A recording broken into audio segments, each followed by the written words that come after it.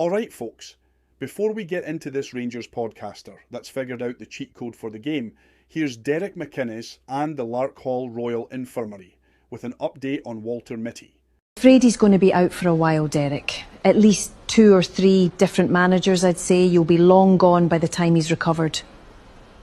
First thing that needs to be communicated very clearly to these players is exactly what it means. I mean, get them in the dressing room. I would see that crest on the floor in the dressing room, Rob. I'd get them all standing in a circle around that and say, I want you to look at that crest. I want you to understand what it means and what it represents. I want you to look at the crest on your chest and I want you to touch your heart and say, I play for this club. And then I want you to touch the numbers on your back and your name and say, this is who I am, this is who I play for, and that's where my heart is.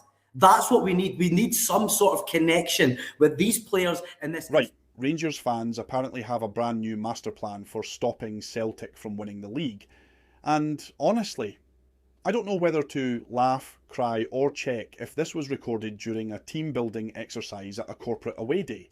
Because according to this brilliant piece of analysis, the first thing Rangers need to do is get the players into the dressing room, put the Rangers crest on the floor, get everybody standing around it, and then apparently have a little heart-to-heart with the badge. I'm not even joking. The players are supposed to look at the crest, look at the badge on their chest, touch their heart and say, I play for this club. Then touch the number on their back and say, this is who I am. Now, listen, I'm all for passion. I'm all for pride.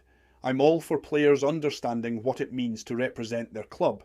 But if Rangers' master plan for stopping Celtic is basically, right lads, everybody gather round the badge and have a wee emotional moment, then Celtic fans should probably be ordering the champagne now. Because football isn't won by staring intensely at a logo on the dressing room floor. It's won by having better players, better performances, better tactics, better consistency, and actually turning up when it matters. You could have the entire Rangers squad sitting around that badge singing Kumbaya, and Celtic would still have to play the football. And that's the bit I find absolutely hilarious, because this isn't being presented as some motivational exercise before a friendly against a lower league side. This is supposedly what Rangers need to do to beat Celtic to the league title. Forget recruitment. Forget tactics. Forget improving the squad. Forget finding ways to consistently win football matches. Apparently the missing ingredient is a stronger emotional relationship with the carpet. I mean, come on. What happens next? Do they have a PowerPoint presentation called The Badge and Me? Do they get the players to write letters to the Rangers crest?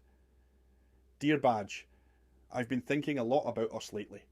Maybe they all hold hands before training. Maybe the manager turns the lights down, puts on some Enya, and asks the players to explain where they see themselves emotionally in relation to the institution.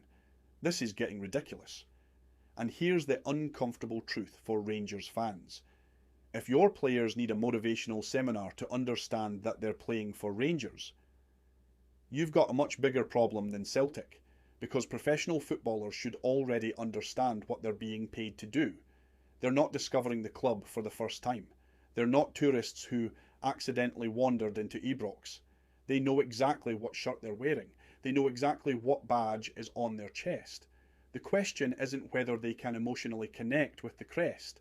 The question is whether they can consistently perform on the pitch, because you can touch the badge until your fingers fall off.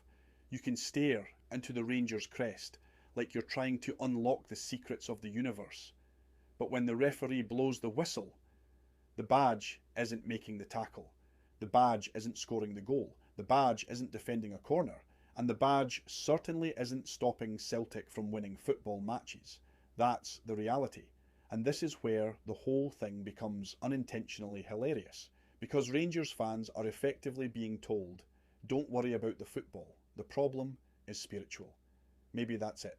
Maybe Celtic have been using black magic all along. Maybe the reason Rangers can't consistently beat Celtic is because nobody has hugged the badge hard enough. Or the players haven't drank some of that cheap 55 whiskey out the loving cup.